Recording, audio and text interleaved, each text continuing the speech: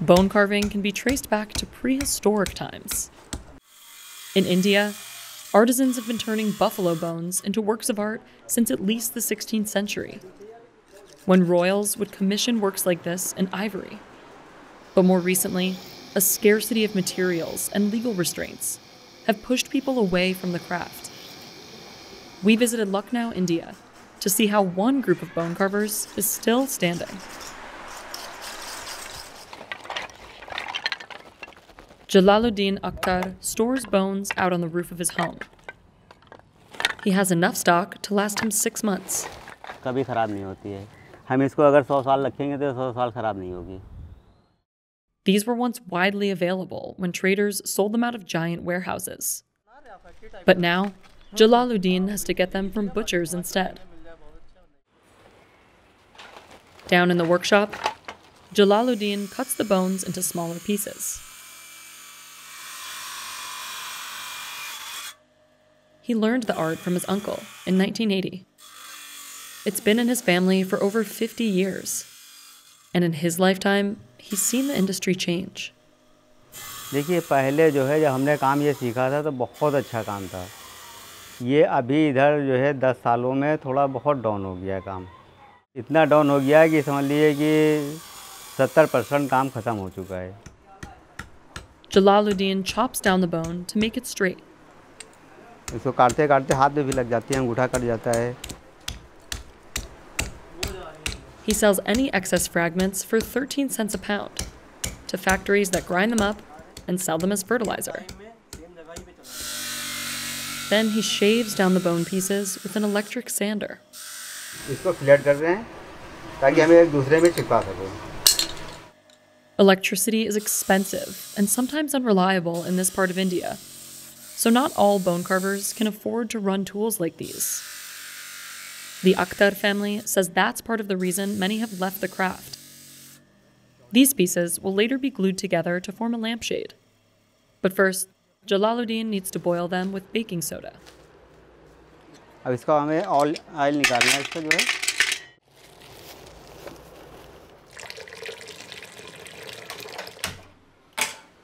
They cook for 3 hours. पकने लगेगा करेंगे. जितना ऑयल था सब निकल गया है. अब इनको हम जो है सुखला रहे हैं छाही में, यानी पंखे के नीचे. अब ये सूख जाएंगे तो हमें एक दूसरे में ही चिपका देने हैं इस तरह से. He files down the edges so that they align when he glues them together. In the past, there were workers who specialized in this step. But now, Jalaluddin has to do all the processes himself. Once the glue is dry, he drills tiny holes to create a piece called the net. He used to do this by hand, but the drill press has made the process much more efficient. अब जो हमने ये किया है 5 minute में हमने किया है. अगर हम ये हाथ से करते तो कम से कम 20 मिनट लगते हैं इसको बनाने में. Then he submerges the bones in hydrogen peroxide to clean them. जैसे हमारे डॉक्टर वगैरह जो है जख्म साफ करते हैं. Normally, the pieces lay out in the sun to whiten, but when it's rainy, Jalaluddin uses a light bulb instead. अब ये 6 घंटे ये जो है चलता रहेगा, जलता रहेगा. और इसी गर्मी से जो है अंदर ये जितने पीसेस हैं हमारे सब वाइट हो जाएंगे. He polishes each piece with this buffing machine. And then puts all the parts together to create the shape of a lamp.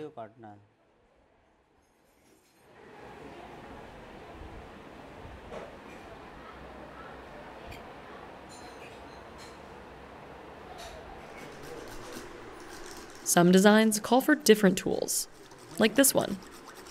The artisans hand make it themselves. तो हम लोग छाते की तीली से बनाते हैं. पहले छाते की तीली लाते हैं, उसको घिसते हैं, फिर उसमें दाने काटते हैं, फिर धार लगाते हैं, फिर एक लकड़ी का वो होता है बेटी, उसमें ठोक करके फिर वो जाके औजार तैयार होता है और उससे जाली बनती है. Akhel is one of Jalaluddin's 3 sons. He's hand carving holes with the help of a wooden anvil. समझ लीजिए बोन कार्विंग का काम करने के लिए ये बहुत मेन चीज़ है. ये ना हो तो बोन कार्विंग काम बहुत होना मुश्किल हो जाएगा, बिकॉज इस पे ही सारे हाथ वाले काम होते हैं. जैसा कि The block keeps the piece in place while workers carve. They used to fix the wooden blocks into the ground, but over time, they started using a stone to weigh down the block instead. अगर आप मिट्टी में ये चीज़ गाड़ते हो लकड़ी को तो उसको कहीं ले नहीं जा सकते हो। अब इसको क्या आप कहीं भी उठा के ले जा सकते हो। Akhil learned the craft at 14 years old and won a state award at 18. But he wasn't always excited about the job.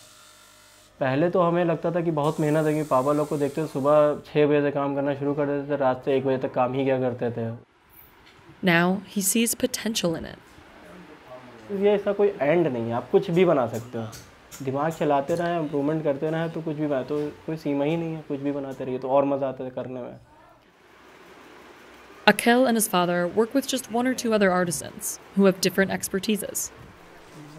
Salahuddin Beg's specialty is engraving. ये सब मैं हाथ से ड्राइंग करता हूँ, कोई मेरे पास खाका नहीं है, कोई मेरे पास फरमा नहीं है। ये सब एक दूसरे से मोशन बना हुआ है, एक दूसरे को देख रहे हैं। Many bone carving designs resemble architecture from the Mughal Empire. 18th century buildings still stand from when the Muslim dynasty ruled India. Back then, royals commissioned artisans to carve ivory to their liking. But when the ivory trade was banned in the 1990s, carving bones from camels or buffaloes became a legal and cheaper alternative. The Akhtar family says their business peaked during the early 2000s with support from the government. Jalaluddin won a national award in 2012. And a couple years later, the government sent him to Brazil to show off his work. तो वहाँ पे जो है बहुत अच्छा है, यानी यहाँ से बहुत अच्छे पैसे वहाँ थे कि जो चीज़ हम यहाँ 20 रुपये में बेचते थे तो वो चीज़ वहाँ 400 रुपये में खरीद रहे थे लोग शौक से। But soon after, the Akhtars said with a new administration, funding shrunk, and business hasn't been the same ever since. फिर उसके बाद में सरकार जब बदली भी धीरे धीरे फिर वो गिरता चला गया। आज वो दौर हो गया है कि अब समझिए 30% काम बचा है। Then in 2017, the government put restrictions on slaughterhouses and forced many of them to shut their doors, cutting off artists' bone supply. कम से कम यहाँ पे 5 से 6 कारखाने थे, अब वो धीरे धीरे करके एक कारखाना बचा है, बाकी सब खत्म हो गए। The raw materials became too expensive for such a small market.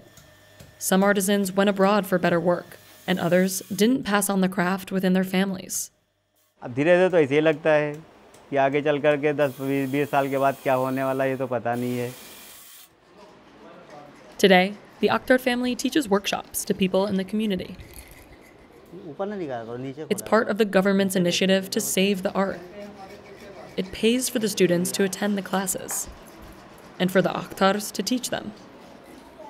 Bone carving अगर आज थोड़ा बहुत बची भी है तो इसमें सरकार का बहुत योगदान है। अगर सरकार ने ज़रा भी इंटरेस्ट ना लिया होता तो शायद बोन कार्विंग ख़त्म हो गई होती।